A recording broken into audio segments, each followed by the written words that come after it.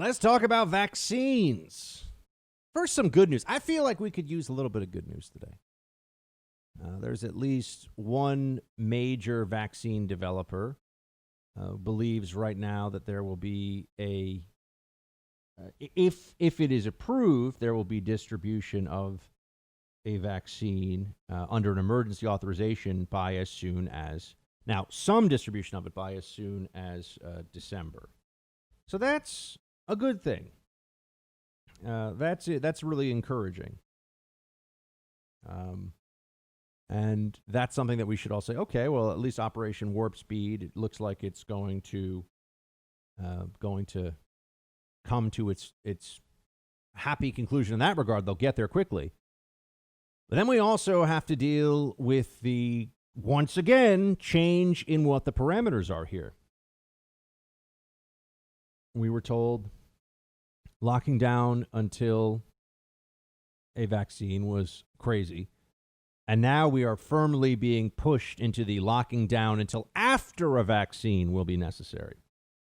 This is from today, CNBC. Coronavirus likely to become endemic as the flu and a vaccine might not be able to stop it, according to a top UK scientist. So now you have scientists telling you we're going to have coronavirus for the foreseeable future, years, maybe decades to come. Now, I'm not sure that's true, but let's just understand that they're already saying this. Do you want to wear a mask the rest of your life? Do you want to live in fear of your fellow human beings for the next 10 or 15 or 20 years? Look at how long we've had influenza outbreaks. It's going to become endemic, meaning within the population, and vaccines won't stop it. Now, we'll have hopefully better therapeutics. We'll bring the fatality rate even lower. But at some point, people are just going to have to stop being terrified. They're just going to have to be willing to roll the dice. You never know. You know, you can step off the curb and get hit by a bus because the driver, thought he was taking Tylenol and he took a few Ambien. You just don't know.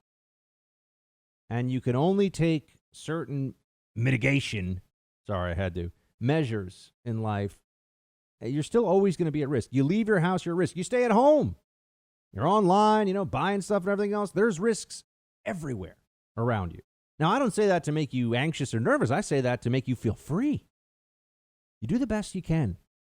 You make the most intelligent decisions possible, especially when it comes to your health. I'm trying to eat healthier these days, and I'll just tell you, sometimes these days, I'm like, you know what? I just, I want to have a cookie. Shouldn't do it, but I'm going to do it. And I'm going to work on my willpower, and I'm aware of what's going on here, but, it would be healthier for me if I just ate green veggies and chicken breast 3 or 4 times a day. I can't do that right now. I'm just not in that space. But I'm understanding this. I understand that I'm, not as healthy and not as probably well functioning a machine as I could be. I'm just saying we all have to start pushing back to normal life. And the problem I have with Fauci and the rest of the lockdown chorus is they just keep saying we can have our lives back when the virus is gone and we know it's never coming back. That will be a very long time, and it could even be forever. And that's unacceptable. I find that entirely unacceptable as a proposition. And as a part of this, that's why they're pushing all this vaccine stuff. Now, no, I don't mean pushing vaccines, pushing doubt about vaccines. Here is a bunch of Democrats out there making sure that the American people know they think, these Democrats, that you can't trust the Trump administration's FDA. Here you go. Please play 9. As you know, President Trump has promised a coronavirus vaccine by the end of the year or maybe sooner. Would you trust that vaccine? No. I would not trust his word. I would trust the word of public health experts and scientists, but not Donald Trump. First of all, I don't trust the president on vaccines. I think it's going to be a very skeptical American public about taking the vaccine, and they should be. He will push anything to get reelected. Don't fall for it. And by the way, I will take the vaccine after Ivanka takes it. You would be hesitant to receive the vaccine if it were approved by the end of the year. Yes, I would be hesitant. I mean, if doctors and scientists like Dr. Fauci are taking that vaccine, of course I will take the vaccine. But we also know that we can't trust the president and take his word. I trust vaccines. I trust scientists, but I don't trust Donald Trump. And at this moment, the American people can't either. How is that supposed to work? The president's going to what? He's going to break into the computers of all the scientists at the FDA. How is that even supposed to happen? How could we have a situation where the president's saying this vaccine is safe and the FDA would not have already approved it? It makes no sense. Right? This would be like saying we're afraid the president is going to do an airstrike on Iran tomorrow. But, the military, we know the military won't go along with it. Well, okay, but if the military won't do it, then it's not going to happen. So what are they even talking about? They keep saying, believe the scientists. Without the scientists signing off on this, Trump wouldn't be able to be in a position to tell anybody to take it. And I know, putting aside for a second, that they just love any narrative where he's a moral monster, right? Where he's doesn't love his own family, doesn't love anyone. It's just they've created such a caricature of this guy, who's a really likable, decent guy. That's part of this that doesn't really get enough attention. But the president's a nice guy. I mean, he's got, he throws elbows and he's a tough New York guy in a lot of ways. But, he also can be very sympathetic. He's too loyal, I think, to a lot of the people around him. And he's not some evil monster who wants to eat everyone's babies. I mean, that's not the president of the United States. But you get that sense from the media very clearly. He would lie about a vaccine and put everyone at risk. Really? And how would it doesn't even make sense. It's a thing that people who think they're smart but are actually dumb say out loud. There's no way this is a serious consideration or concern at this point. But New York State, under Governor Cuomo, has already said that they are not going to, they're not going to sign off on this in the state of New York, where I live right now, unfortunately, until they have their own health experts. So the FDA can't be trusted, but the New York public health authorities can. New York public health authorities were telling you, hey, go down to the Chinese Lunar New Year festival in Chinatown in New York, and make sure you get as close to everybody as possible. They stopped just short of saying, why don't you have some people sneeze in your face and see how that goes for you? That's how stupid and reckless they were in the early stages of the coronavirus outbreak. But now we're supposed to think they're better than one thing I'll tell you this, the federal government has a lot of flaws, has a lot more money and resources than any state or local agency. When I went from the CIA to working at the NYPD Intel Division, and the Intel Division is the best funded part of the NYPD, it was remarkable. Never forget when I was told I had to bring my own pens to the office, and they were serious. I said, where's the supply closet? Oh, we don't have a supply closet for that. Bring your own pens. I thought this was like a new guy thing. Nope, it was real. So the idea that the state health authorities will be better than the FDA at determining the safety of a vaccine is just complete and utter nonsense. And I think we should all understand that up front here. And we should understand also that they're really trying hard to make sure that people can't hear any alternative points of view, despite the fact that the so-called experts have been wrong so many times. Here's the president slamming Governor Cuomo specifically on this issue. Play 16. So he's going to put together the same group of people probably that he used to put together in the nursing homes where 11,000 people died because they put heavily infected people in with the general population. Is that the people he's going to use to help us out? No, it's not. It doesn't work that way. There's a case of a politician that's so sad. We have Johnson & Johnson, Pfizer, Moderna, the greatest companies in the world. This has nothing to do with government. And they've come up with incredible vaccines. And when a politician is a real lowlife, when a politician is willing to say that and kill people and scare people from using something that's going to be great and really solve a big problem, they ought to be ashamed of themselves. I mean, he probably listens to his brother Fredo. You know, Fredo has bad ratings on CNN. He probably listens to Fredo too much. The president of the United States calling him Fredo. Wow. Here's Fredo. Talking about the president backing up his brother, I suppose. Play 7. Where's it getting these people? They're starving, Mr. President. We need tests. The more we count, the more we find trouble. You said you'd get more. Where are they? States need help. They need guidance. They're going to you. Where is it? The help that can be offered is being frozen by him. People are afraid to do things they could because he doesn't want them to. Why? You have to ask yourself that now. Why isn't he attacking this virus the way he did people who want to enter the country illegally? His best plan in the face of the pandemic moving by any metric is to attack the man that you trust most at the federal level to fight back. What exactly has Fauci told us that's been useful in the fight against the virus? We see a lot of people get sick. We saw in the early stages in particular, and then again this summer, a lot of people every day were dying. What was Fauci telling us? Wear a mask. Actually, it was don't wear a mask, and then it was wear a mask. And then it was, distance socially, the virus is going to spread, however, it's going to spread all over.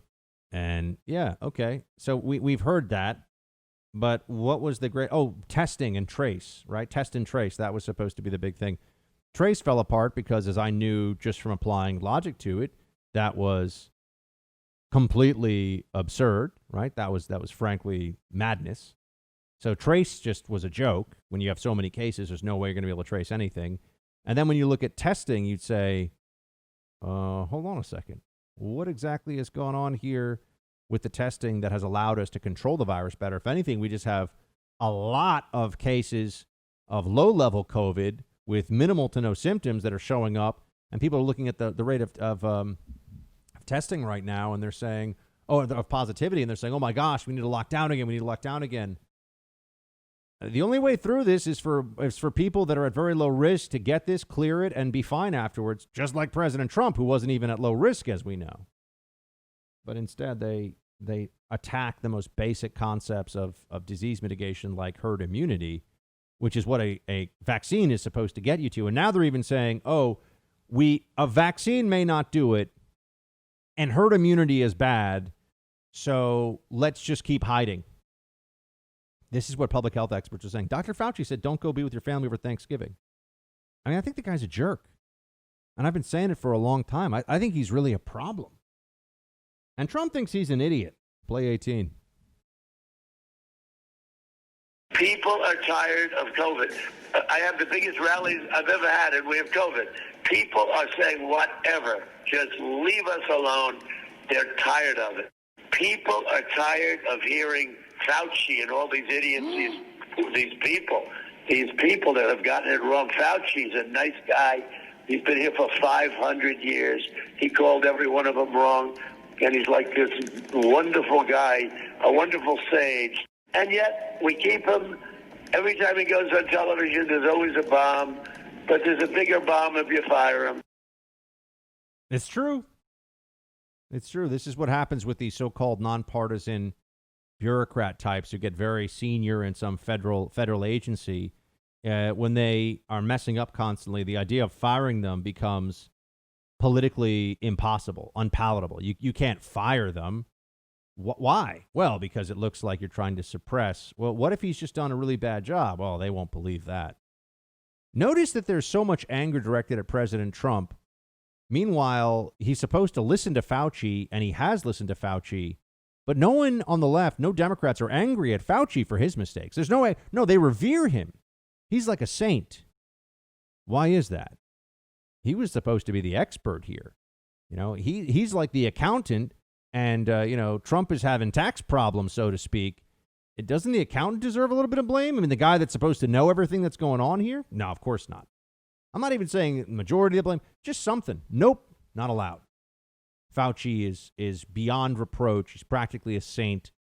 And the reason for that is not because he's some genius who saved so many lives. It's because right now it is useful for the Democrats to have a guy who is a clear Democrat partisan, making sure that everyone is as frightened and depressed about this virus as possible going into the election. That's why he's untouchable.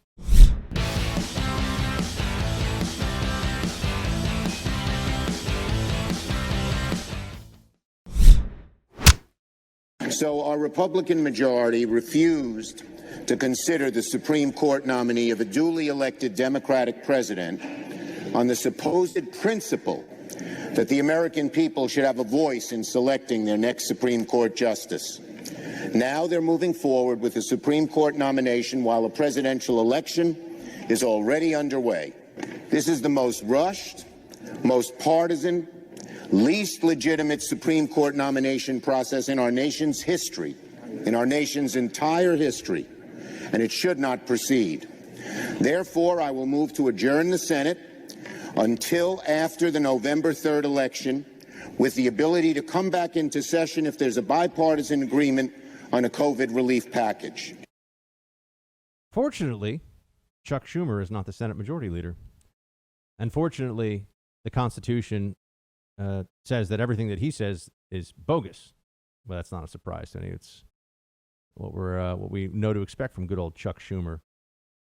This will certainly come up on Thursday when Amy Coney Barrett will be up for the beginning of this process, which I described to you yesterday, where they'll have a vote, and they want to have a vote, and they got to have a cloture to stop the filibuster, and then they got a day of the Senate proceedings. Unless you work in the Senate, it's a lot of people walking around, with teacups in their hands, getting into the minutia.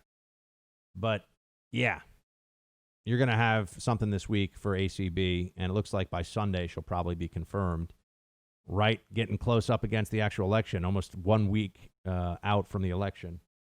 And I just think it's funny that Chuck Schumer now is presenting this to us like the Democrats are standing on some high principle here. No, they lost.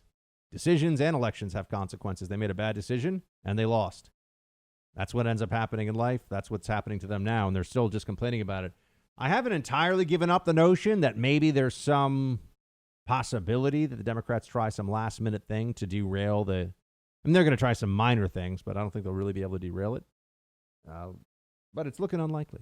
It's looking unlikely. And at least the president will be in a position on Thursday to say, hey, not only did we find Hunter's emails, but it looks like I just got I'm about to get, it won't be done then, but I'm about to get the third Supreme Court justice appointed by President Trump on the court in his first, not even 8 years, in his first 4 years in office. A pretty remarkable circumstance. No way around that. And we'll have to see if that factors in heavily the debate on Thursday. The last debate, they're going to be able to mute people I see in this debate. Right. Who wants to guess right now whether the moderators are going to mute equally both sides? Who wants to place a bet on that one? I'm pretty confident we're going to see, given who these moderators are, a whole lot of lib bias. But I do also believe the Trumpster is going to fight right through it.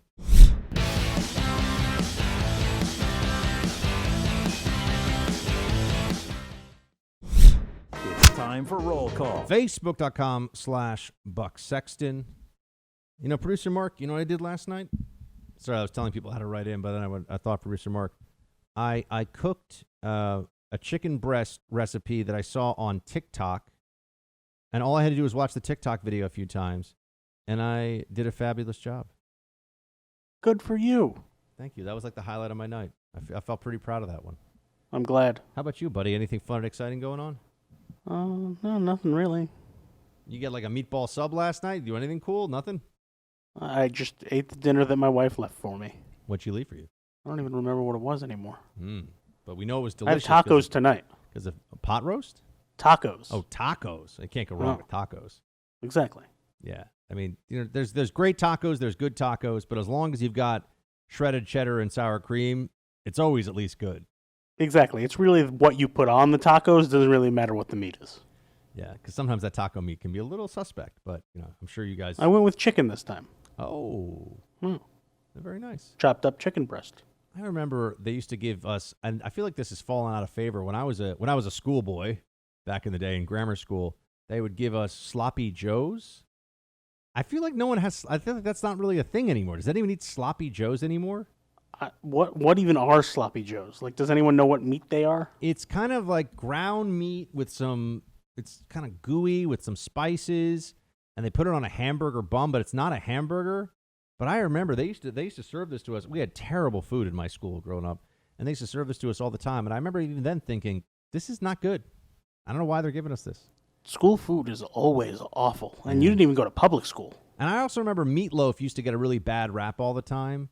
On shows, they'd say, oh, oh, honey, you made the meatloaf again. Meatloaf can be quite delicious, actually. Yeah. My wife makes a great turkey one stuffed with mozzarella cheese. Yeah. But really, I just wanted to brag not only about my cooking skill, but beyond that I'm on TikTok and starting to, I've just started. I'm just beginning. Are you making TikToks? No, not yet. Not yet. Okay. Working on that. But in the meantime, I'm definitely, doing what I can to learn about it. Oh. And that's where the cool kids are now, Mark. There's a lot of conservatives on there. I'm starting to see that. Well, yeah, now that they're forcing a sale of it, I think people are less concerned about the Chinese espionage component. So, and the Chinese already have my information because I work for the federal government and they hacked the OPM. So there was that. Yeah, good times. All righty, let's get to the actual roll call. And remember, facebook.com/Buck Sexton. Team Buck, it's teambuck@iheartmedia.com if you want to email us, or if you want to send an Instagram message, please do. Buck Sexton, follow me there. Philip writes, Joy Behar's like the old Queen's babushka, wearing a paisley apron and headscarf, gossiping over the garden fence. If it wasn't for your hilarious impersonations, the use of the View soundbites would be intolerable. If you and other commentators would stop citing them, the View would probably shrivel up and blow away. Thanks for being on. Shields high. So, Philip, I agree. There's always this part of me that feels like sometimes by citing something to buck slap it, right, by playing an audio so that we can eviscerate the stupidity, we are giving additional air to that idiocy. But, I try to establish limits with this because there are also times, there are also circumstances where you would look at this and say, this is pretty mainstream thinking on the left. I mean, this is actually what a lot of Democrat voters, they watch. I mean, there are millions of people that watch The View every day. And a majority of them clearly agree with the women on that show, or at least the left-wing lean of that show. And since you've asked about View clips, here is the most famous, most well-known of those hosts expressing her feelings on the election. 6. What is he talking about? I'm in a depression now because of him. Every time I see him, he depresses me. Everything he says is pissing me off and depressing me. I don't know what rocket he's on, but I'm getting off the rocket he's on. That's ridiculous. Yeah. So she's not happy about Trump, in case you couldn't tell. Not a fan. Not a fan at all. But yeah, that's sometimes you have to address. I mean, that's like when we talk about, and Whoopi Goldberg is a celebrity. I mean, a real, not like a new TV news celebrity, but she was in movies and she's a Hollywood celebrity. There are other people as well who are not very well informed on politics, and I think say very, very foolish things, but they have such a huge following. I always find it remarkable. They'll say Taylor Swift comes out in favor of Joe Biden. Yeah, great. Now, you and I know that should mean nothing to a well-informed person of good judgment, but Taylor Swift has, producer Mark, how many Twitter followers does she have? Like 100 million or something? I think she's more than Trump. A lot, probably. Yeah. I think she's more than Trump. I mean, online, she's one of the most famous people in the world. And so when she says something, even if it's coming from a place of being ill-informed, and being a conformist, really, to what the left demands all the time, which is that everybody vote Democrat constantly. Even from that perspective, you have to remember, she still gets a lot of people to listen to what she says. And I kind of liked, what was the album that she put out maybe 4 or 5 years ago?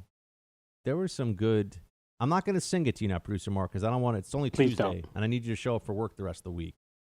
But there was some stuff, My wife loves her favorite artist. Yeah, no, she's a megastar, obviously, and there was another one who's not quite as famous, who this week said that she's coming out in favor of Biden, and she doesn't care what it does to her career, which was hilarious. I can't remember. I want to, maybe it was Demi Lovato. Does that sound right? I think it was somebody like that. So somebody whose name if you're like me and you don't really follow pop music today, you have heard the name but you don't know. I think it was Demi Lovato. But anyway. But I just thought that was funny, too. The bravery of being a pop musician in America today and saying you're not a Trump supporter. How brave. Fearless and brave. Yes, of course. By the way, Trump and T-Swizzle, same amounts of Twitter followers. Really? 87.3 million. Look at that. Yeah, but there you go. I mean, the leader of the free world, young lady who's attractive and sings good. There you go. Same Twitter following. That's how that's the world we live in right now, folks. Justin, Buck and Mark, I attended the Trump peaceful protest in Carson City, and I saw a group of guys with a Buck Sexton 2024 shirt. I want to know where I can get my own. Sounds like a solid plan to me after Trump leads us for the next 4 years, shields high. Justin, that's amazing. I didn't even know there was such a T-shirt in circulation or that anyone owned one. So please let me know if you find out. I would love to get some of those T-shirts for myself to give out to people. I think if I wore it, you don't want to be the guy that wears the T-shirt of your own band kind of a thing. But did you know about this, Producer Mark? No, I didn't. Years ago, some Team Buck folks made T-shirts that said, had kind of a screenshot photo of me and said, Truth, Liberty, the Buck Sexton Show, Truth, Liberty, and great hair. So that was fun. I'm sure whomever made the shirts are listeners, so if you are, email us at teambuck@iheartmedia.com, and I'll get in contact with you. There we go. Yeah, we would love to actually see some photos of this and check it out for ourselves. That would be a lot of fun. Really appreciate the support, guys. I mean, it's what keeps us going on cold, rainy days in New York City during COVID lockdown. At least I got all of you out there across America, and that certainly is very encouraging. And Producer Mark appreciates it too. He wants to give you all a hug, although he doesn't necessarily put it in those terms. COVID. Yeah, exactly. It's a safety thing. Next up here, Douglas. Hello, Buck and Producer Mark. One of the things I like most about the podcast, apart from the group therapy and dealing with this crazy liberal world, and I mean crazy, are the other tips and insights. For example, I am totally into smooth jazz now that you got me hooked on Bosch. Thanks. Douglas, I really appreciate that, man. I try to throw things in that aren't just, news cycle and political analysis and, cultural philosophy and stuff like that. I try to, throw other things in there just so you might pick something up. I think of all the times people have, a lot of things have come from this audience for me. I've gotten people who have told me to watch a movie or a show.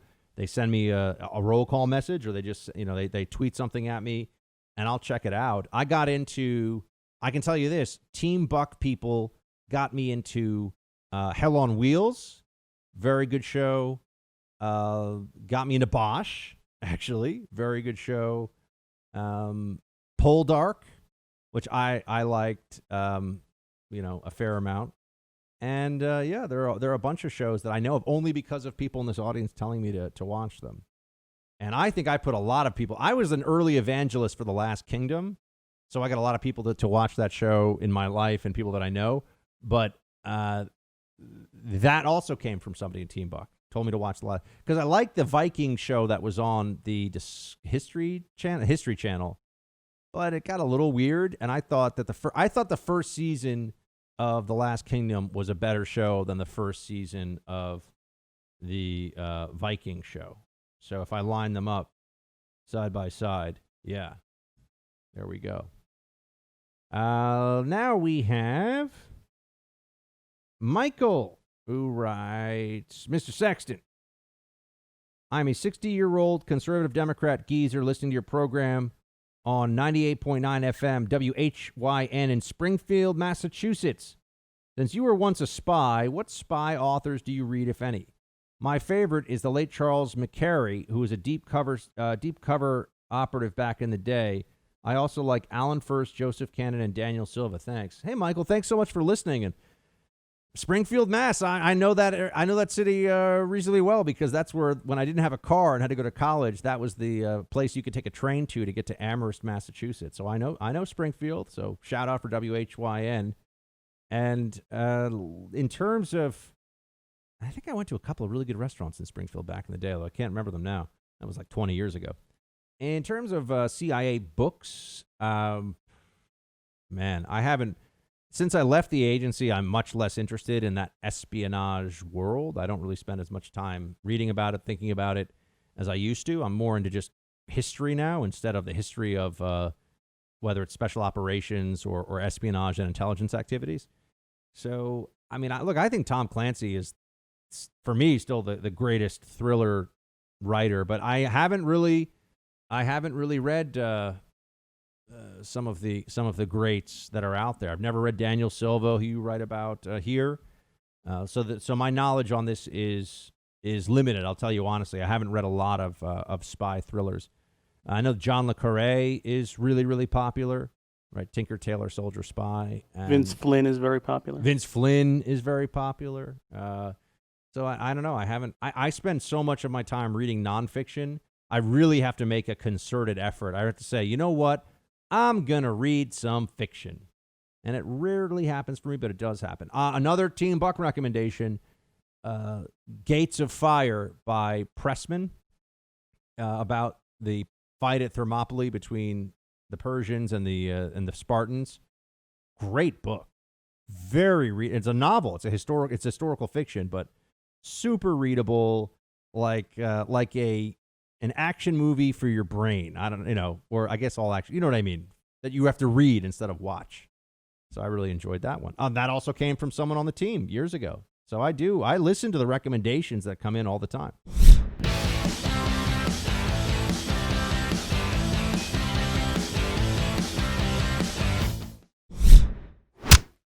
Throwing some more roll call your way. We have JJ who writes in, hey, Buck, just a random thought. If there's any justice in the world, the HBO movie about the COVID-19 pandemic, Dr. Fauci will be played by Gilbert Gottfried. Face diapers off and shields high. Well, Gilbert Gottfried is more up here. Like, I can't even really get up there. He has that gravelly, but it's his octave is higher. You know, he's obviously a Iago in the original Disney Aladdin animated film. I don't think I could do a Gilbert Gottfried, and I would probably scratch up my throat trying to do it. So, yes, indeed. Michael, Fauci doesn't want to be political, yet ends up on 60 Minutes. Fauci really pisses me off. But Trump talking about him more as a pet really cracks me up. The next time he pulls his TV crap, Trump needs to tell him to report to the Oval Office and bring the published and peer-revealed studies he used to support the crap he shouts. Shields high. So, yeah. Totally. I've been anti-Fauci, and he's a guy went to my high school, right? We should have something, if not in common, at least a little bit of a bonding point there. But nope. I'm sure he'll be like a Fauci gymnasium. Just give it a few years. There will never be a Buck gymnasium there, no matter how much I do whatever my career turns into, because the Jesuits, some of them are great, most of them are commies, and I'm not backing off of that one because it's pretty much true. I also think that there are a lot of Catholic leaders who are way too sanguine about Catholics voting for a party that, as you know, is openly advocating for things in direct violation of core Catholic beliefs. But conversation for another day. But yeah, no, Fauci's very political. Dennis writes, you're my number one podcast, man. I'm a great Pass the Buck listener, waiting like a trap just to be sprung. As soon as someone says, where can I get no-nonsense news and opinion? Bam! Buck Sexton. I shout, and then explain, not only will you be well-informed, but thoroughly entertained as well. My dear daughter-in-law is the latest to jump on board, but how can I continue to pass the buck when you have dissed my dearly beloved Fleetwood Mac? Oh, no, Dennis, I'm sorry. Take it back, Buck. I'll give you a pass this time only because of your young age. You have not fully comprehended the complexities of Fleetwood Mac. Thanks for your great work. And although mine is a little lower today, shields high. Dennis, thank you. Shields high back to you. And yeah, you know what? We could strike, since you're a big Pass the Buck person, and you're clearly doing God's work with that, and we thank you so much. We can strike my Fleetwood Mac comments from the record. I'm never backing off of the boss, but we can strike Fleetwood Mac from the record. In fact, one, your first TikTok will be the viral one with the Fleetwood Mac song. Is there a Fleetwood Mac TikTok right now? Yeah, there was the guy who was on a skateboard drinking cranberry juice to the Fleetwood Mac song Dreams. Oh. That's huge everywhere now. I'd have to check that one out. That's going to be the show today, team. Please do pass the buck. It's a great time in the height of the election. A lot of people interested in politics. Somebody asks, where do you get your information? Tell them to download this podcast. Until tomorrow, shields high.